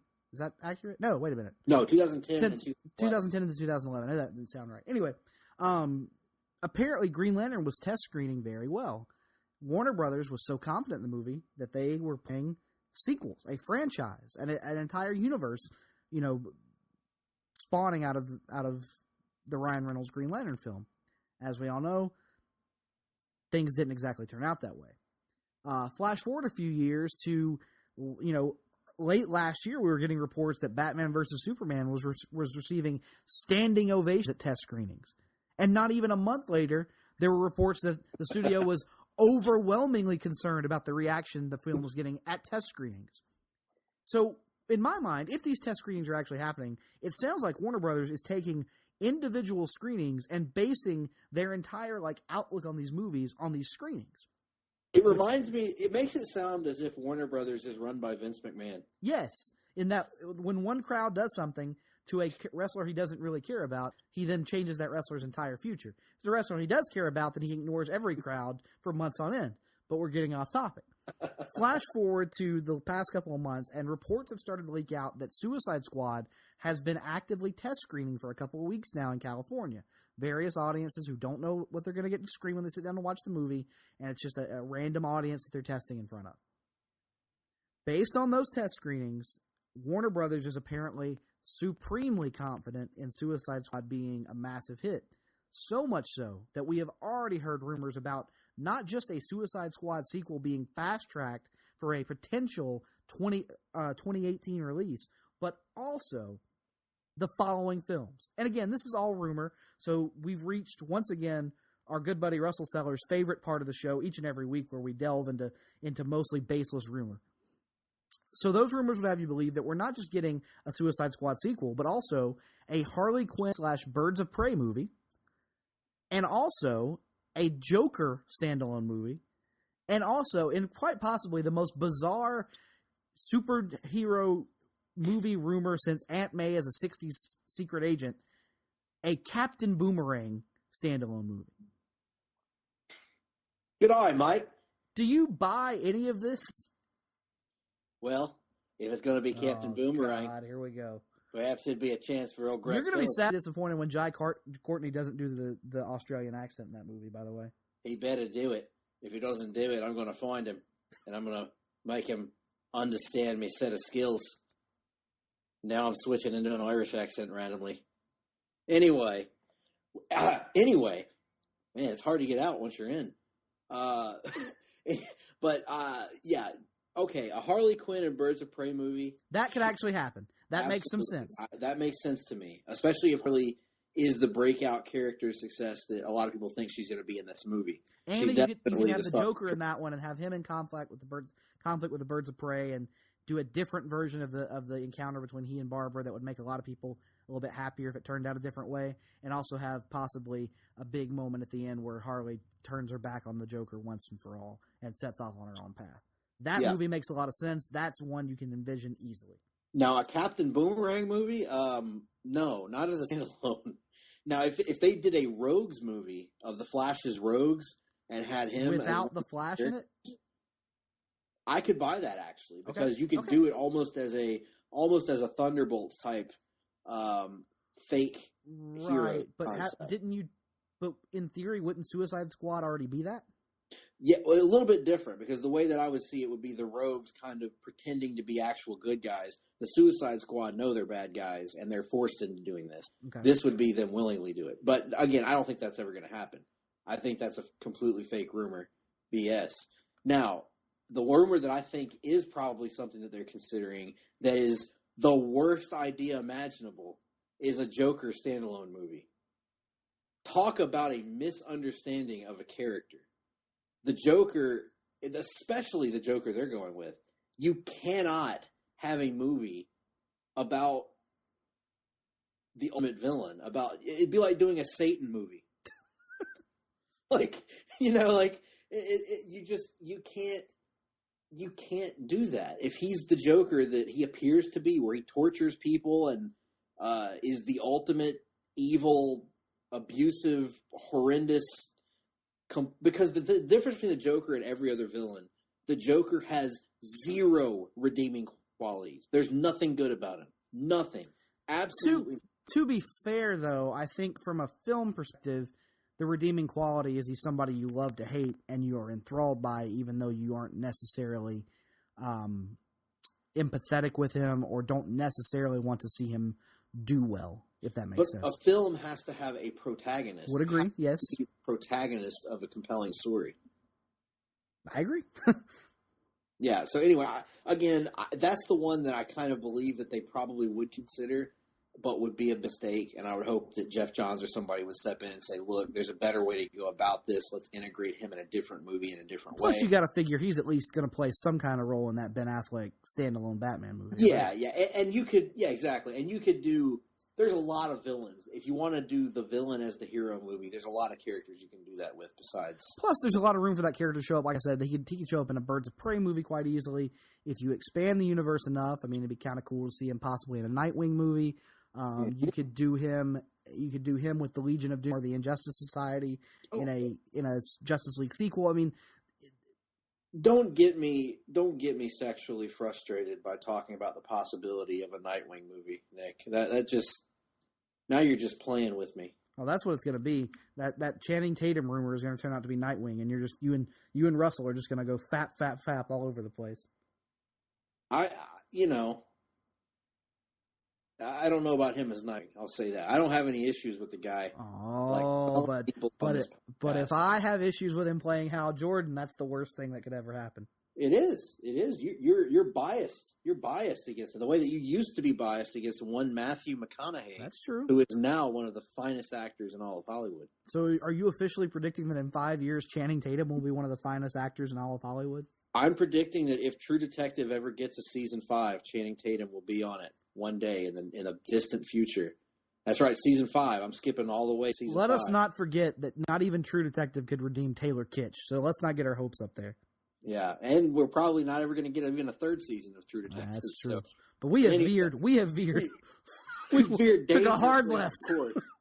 Now, let's get it back down to the television level. We talked about movies. We talked about DC movies in particular. Let's get to the DC television side, where we're a little show called Supergirl that debuted this past fall on CBS. Which I still haven't seen the last, 17 episodes of. And I watched all the episodes, and it had its ups and downs, and unfortunately had very, very poor ratings. But I mostly liked what I saw. My DVR didn't record the Red Tornado episode, so the last episode I've seen was the episode before the Red Tornado episode, which I know was episode 6, I think, something like that. A lot to like about this show, a little bit to dislike too. But the most important thing is the thing that the show got right, which is that the lead character is the best character. Supergirl is the best character on the show. Right. She's incredible. Melissa Benoist, I dare not call her Benoist, but that's, again, we're getting off topic there. But are you saying that Crypto is in the yard? In the enclosed pool area. Oh God. Anyhow, we apologize for that reference. That's a Ric Flair oh God. Yes, but Melissa Benoist, she's excellent as Supergirl. And anyway, people were concerned about the future of the show because it appeared that it wasn't going to get renewed at CBS. And thankfully, CW stepped in, and Supergirl will officially move to the CW in the fall. Which is where it should have been from the get-go. Agreed. It never was a good fit for CBS. The tone of the show, the setting of the writing of the show, the way the show was shot, it never felt like a CBS show. It felt like a CW show with a much bigger budget. And yes, they're going to have to do some budget cuts. I understand that. That could wind up being a negative thing, but I think it's going to find its audience on CW. I think it's going to make a lot more sense being paired with Flash, Arrow, and Legends Tomorrow. And hopefully there'll be a storyline reason to bring her onto that Earth in the Flarrow, the Flash and Arrowverse. And I think that's what we're both hoping for. I think we're both hoping for whether it's what I think, which will be some sort of a crisis event that will combine the Earths, or whether it's just some sort of other way to merge the multiverse together in some way. I hope that there is because think about the possibilities now. You're going to have a 4-part crossover between these 4 shows. You got to have a cool story. That's how you do it. To combine them. That's how you do it, Greg. A 4-night, 4-hour crisis. Yep, I Instead agree. of- I agree. And make that each show's mid-season finale. Yep. Instead of doing it the week Absolutely. before. Do it that way. That's how I would do it, but we'll see if that actually happens. And I'm really excited. And I'm excited to see, yes, the budget's going to be lower, but But hey, I'm Callista also- Flockhart's leaving, so that's good. Yes, Callista Flockhart is leaving, and I thought she was one of the weakest parts of the show. I hated the Cat Grant character. And at the beginning, that was the point, but they try to make you empathize with her as the season goes on, and I never did. Right. Because, I'm sorry, I get it. You have a rough exterior and a heart of gold, but there's still no reason to treat everyone around you like crap, which she does throughout the whole season. Right. So, glad she's gone. I think that's a weight off the show. And I also, obviously, I've been outspoken at times on Twitter about my dislike of the entirety of the James, not Jimmy, James Olsen character. And I hope that they fix that on the CW as well. But Kara is great. Her supporting cast around her. The guy they've got playing Martian Manhunter on the show is really good. Right. He's one of the strong points of the show. So I'm excited about this. I think it's great. I especially love, for those that didn't see the crossover episode between Supergirl and Flash, That would include me. they have great chemistry. Like that, the casts have great chemistry together. Well, it's mainly Flash interacting with Supergirl's cast, but it was just really fun. I'm looking forward to how it integrates into the Flareoverse, and I think it's going to be a good thing. I think it's ultimately going to be for the best of both Supergirl and for the CW DC universe. I totally agree.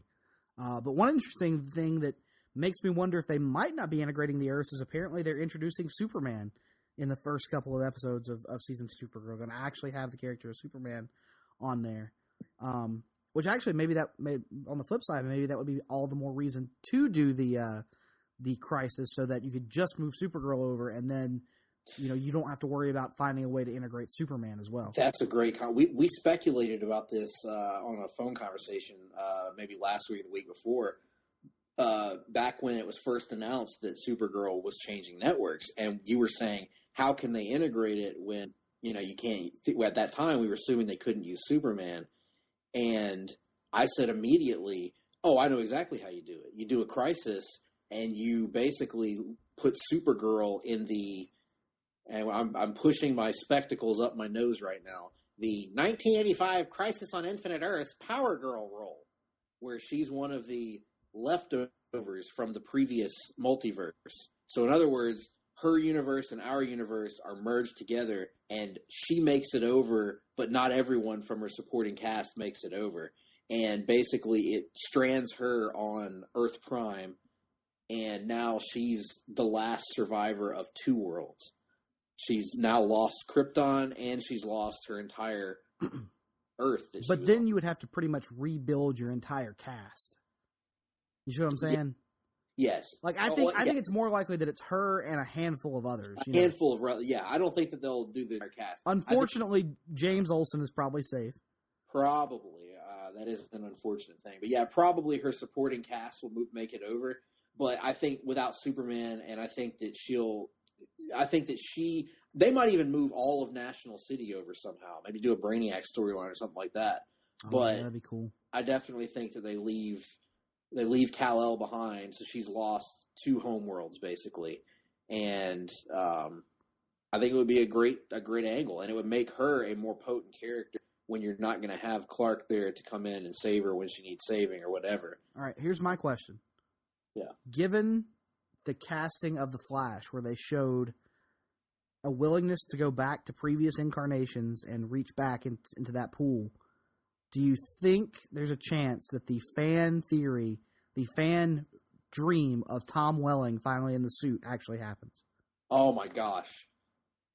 I didn't even think about that until you just mentioned it. I hope it happens, particularly because I don't know if he would be willing to come back and do a full series again, because he talked about how burnout he got doing Smallville for 10 years. But particularly if Superman's popping up in 2 or 3 episodes and then not, except maybe in dream sequences or something, that would be ideal for me. I think that would be it would be a great callback. It would be a great sort of, like you said, reaching back into history the way the Flash did with John Wesley Shipp. And they can't really get. I mean, Dean Cain already plays a different character on the show. Your character, yep. I'm assuming Brandon Routh is not going to be playing. He's not, yeah, both Brandon the Routh Atom is playing and the Atom, and he would not be. They're not going to make Ray Palmer the doppelganger of Kal-El. Right, so. right. I mean, it could happen. I think it's possible. I don't know if it's yeah. likely. I don't think I wouldn't say it's likely at all, but he has said before publicly that he would be willing to guest star on the girl. So I love that idea, dude. I had not even thought about that until you just mentioned it. That would be really cool for people like me anyway. Me and Ben Morse, who are big Smallville fans. So that's a cool idea. Let's talk about some stuff that isn't so cool, and that's some of the disappointing news that came out of the Marvel television universe, which is technically part of the Marvel Cinematic Universe, even though the Marvel Cinematic Universe never references anything that happens on any television or Netflix shows. But once again, another topic for another day. The news, came out a couple weeks ago that Agent Carter, which, Nick Duke, you have failed this show, apparently, because I still haven't seen an episode, even though I've heard it's good. Due to low ratings, it has been canceled. Thanks, Nick. Sorry. And also, the rumored Mockingbird and, what's the guy character's name? Lance Hunter. The Mockingbird and Lance Hunter spinoff of Agents of S.H.I.E.L.D. entitled Marvel's Most Wanted was not picked up to series by ABC. So ABC is going back to only Agents of S.H.I.E.L.D. And I believe they're also developing a damage control pilot, apparently. Which the Mockingbird and Lance Hunter show, Marvel's Most Wanted, not getting picked up is the ultimate dick move by ABC Television. And let me tell you why, because I know you're not even close to caught up at Agents of S.H.I.E.L.D. Not even close. I have been a vocal opponent of Agents of S.H.I.E.L.D. this season. But part of the reason for that is they awkwardly and clumsily wrote Bobby and Hunter out of Agents of S.H.I.E.L.D. deliberately so that they could set up their own spinoff show. And they did it in a way that they set up a story, they told a story, and it's not something you can easily write your way out of. They're on the run. They can't work for S.H.I.E.L.D. anymore. They'll find a way out of it now, I'm sure. But basically, you disrupted the entire storytelling dynamic of Agents of S.H.I.E.L.D. And now you're telling them, or they disrupted it themselves. They chose to do that, the writers. But they were trying to set up this show that you told them they were going to get. And now you come in a month or two later and you say, "Oh, just kidding. We're not gonna allow that show to happen." So now, great. We've got these two awesome characters. In my opinion, by far the two best characters on Agents of S.H.I.E.L.D. No one else is even in the same stratosphere as them as far as interesting characters go. And now they're not on Agents of S.H.I.E.L.D. because of this non-existent line that's never going to play out. So it's very unfortunate. I will give Agents of S.H.I.E.L.D. this. They got screwed on that because that show should have happened. Two really interesting characters. I was looking forward to it. But even a bigger bummer than that is that Agent Carter got canceled. And Agent Carter, in my opinion, was leagues better than Agents of S.H.I.E.L.D. All the people watching Agents of S.H.I.E.L.D., I have no idea why they weren't watching Agent Carter. I can't speak very intelligently on this topic, having been so far behind on Agents of S.H.I.E.L.D. I will say that from what I saw of last season, I would agree that quickly, I mean, almost within the course of like 3 or 4 episodes, Bobby and Hunter became the two best characters on the show.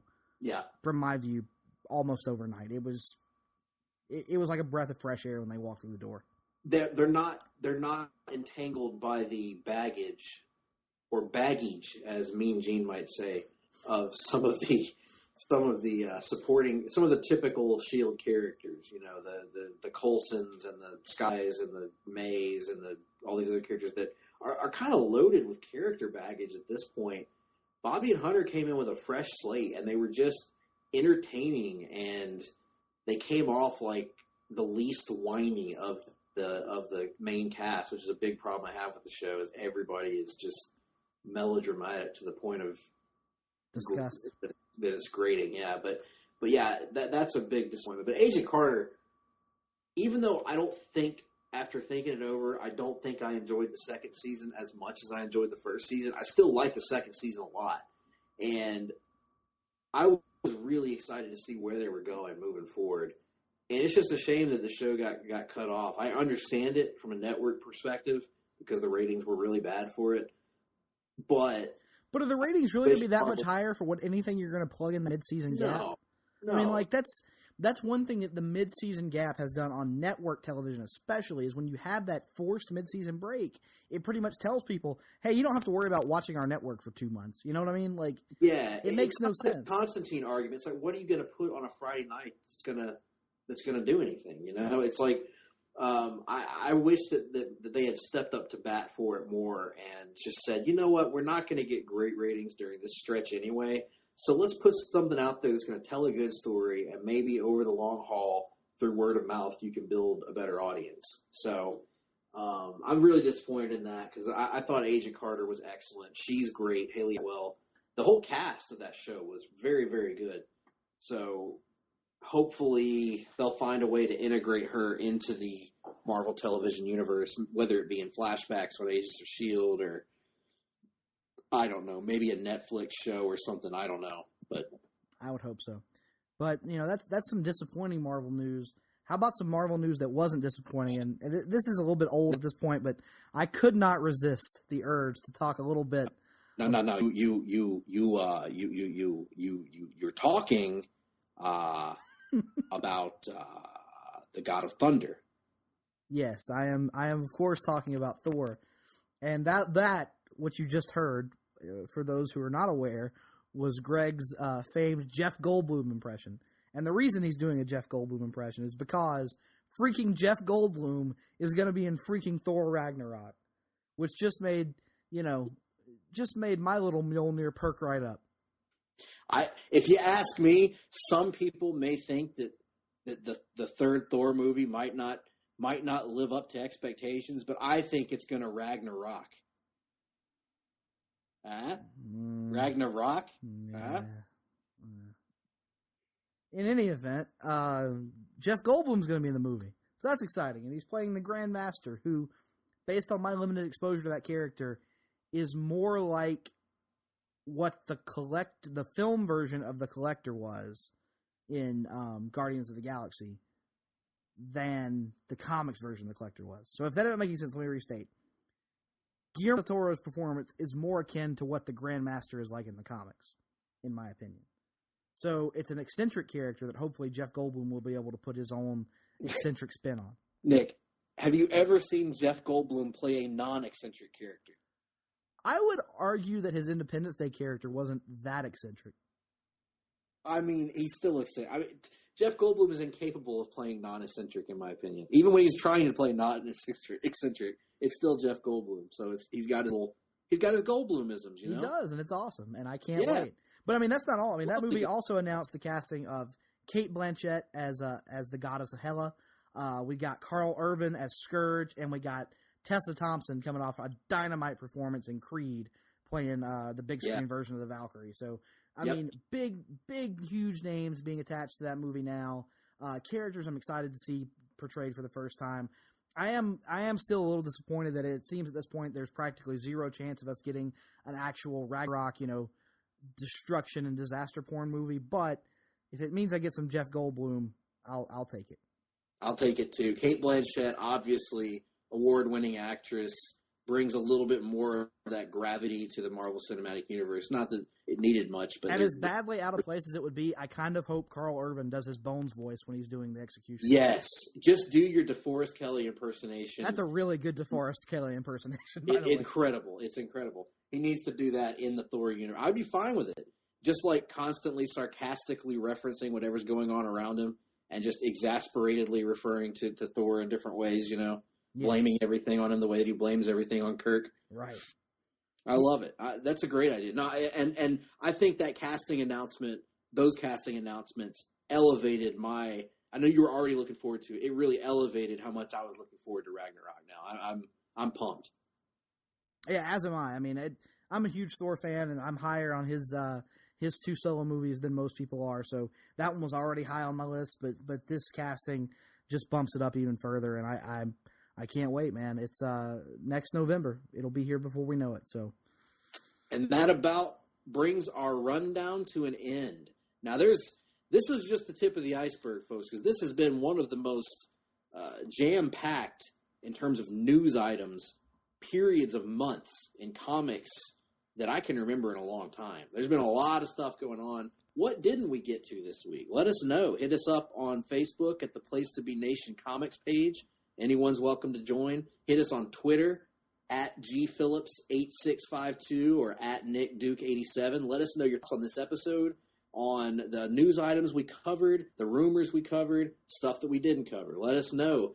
And we are going to get hard to work. Go ahead, Nick. And, if you were intrigued by our Preacher podcast and you want to try a little Arseface Speak Yourself, there's been a pretty good thread of comics, true to the comics Arseface discussion going on over there. So yes, at the Place to Be Nation Comics Facebook page, we've been engaging in an all Arseface comment thread. So you might want to check that out. Shout out to those of you participating in that right now. Feel free to join in at any time. And those, of course, would be Dava, Jarama.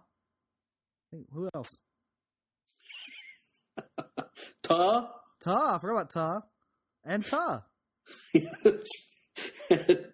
So be sure to check that out. We're going to get hard to work in this next week, doing something that's just going to be like torture to us, which is rereading Green Lantern Rebirth. As we are getting ready for a long book hunt with my friend. It really is torture because after the 6th or 7th time, it's only making a couple drops and it's kind of painful and not really like playable at all anymore. So yeah.